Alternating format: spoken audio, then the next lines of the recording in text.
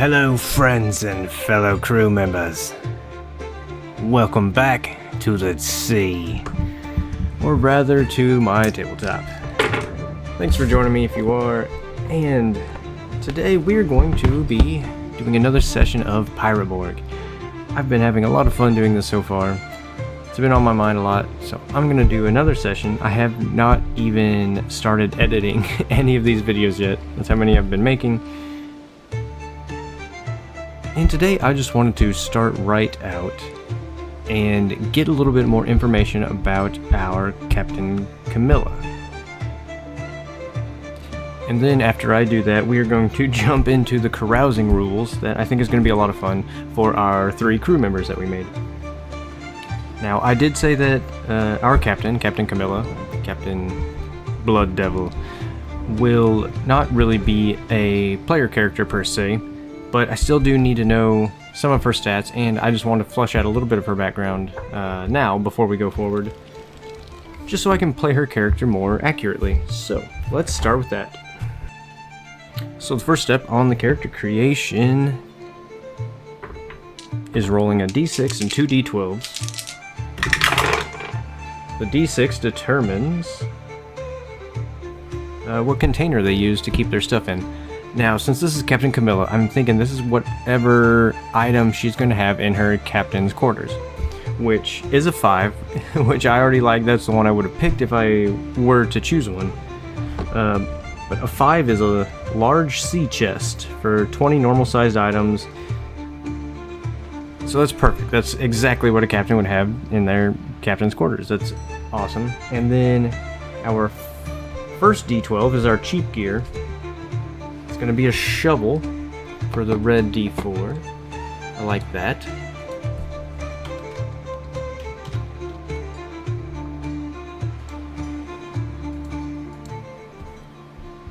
And for our second, our fancy gear, we have a 10, which is a tent. Okay. She also has a tent, which kind of makes sense.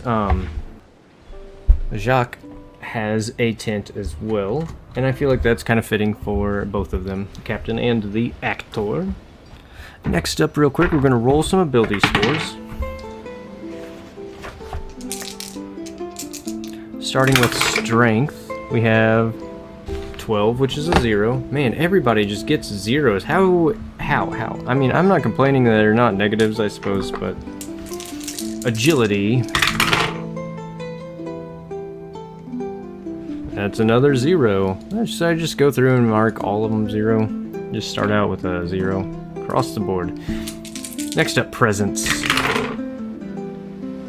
That's a 10. And hey, guess what? That's a 0.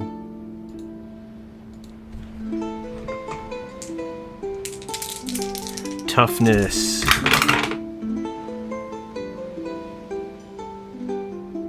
Wow, our 13, our first +1, so she's pretty tough. Finally, we have spirit. Let me just fix the camera there. There we go. Ooh, terrible spirit. A 4. That's a -3. That was almost the worst possible roll. Okay, she's very anti-magic.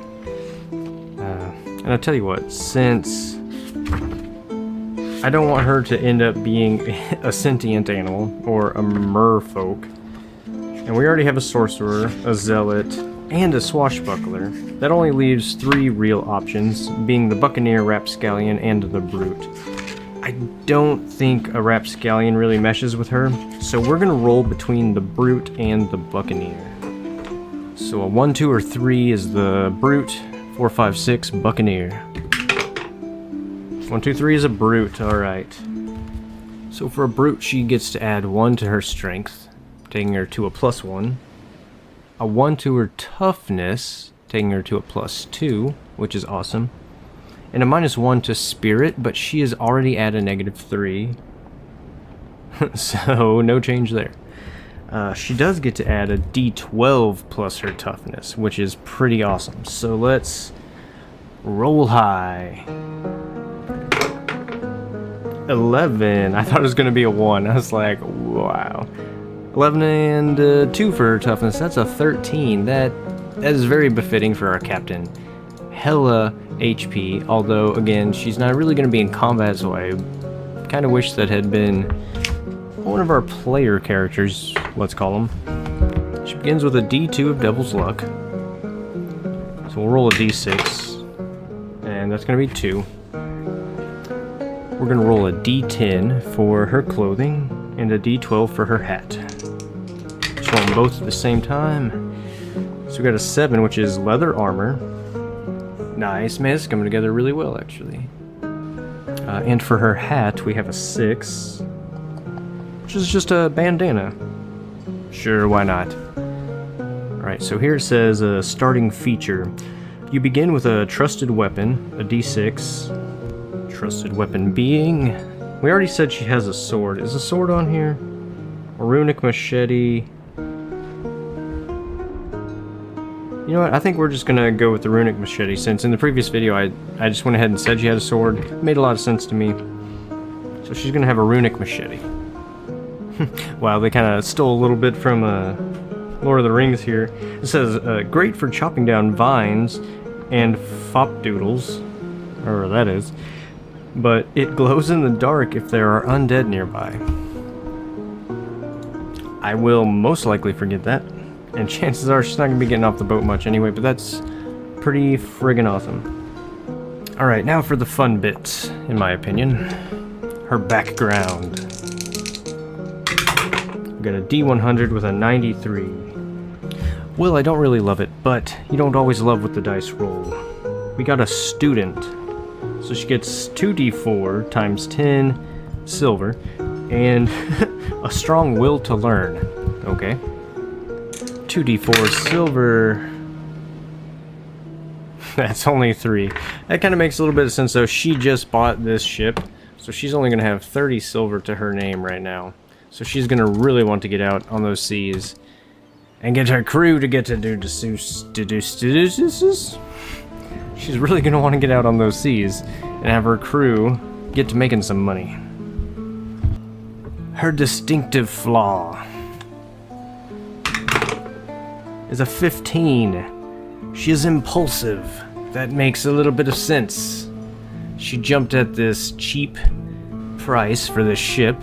She wants to make this crew happen now. She's very impulsive. And I feel like that's not really a bad flaw for a captain to have. Next up we have physical trademarks. This is where we're going to get a bit more about her appearance. And that's a 5.